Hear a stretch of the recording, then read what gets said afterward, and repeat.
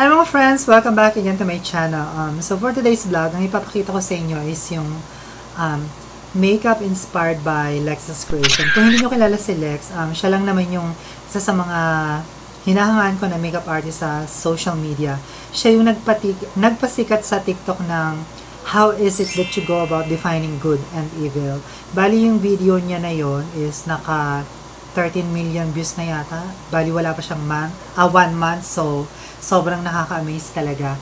Bali yung makeup look na papakita ko sa inyo later in the video ay yung isa sa mga looks na ginawa niya dun sa video. Bali 7 deadly sins kasi yon. So bali ang ginaya ko is yung snake makeup.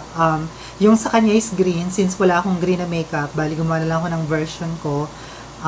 Ang paint ko na available dito is red, so naghanap na lang ako ng snake na red sa Google. So bali din na lang ako nagbase. At saka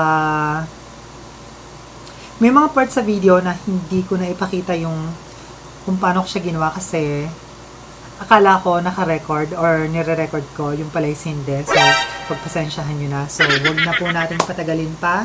So eto na po siya.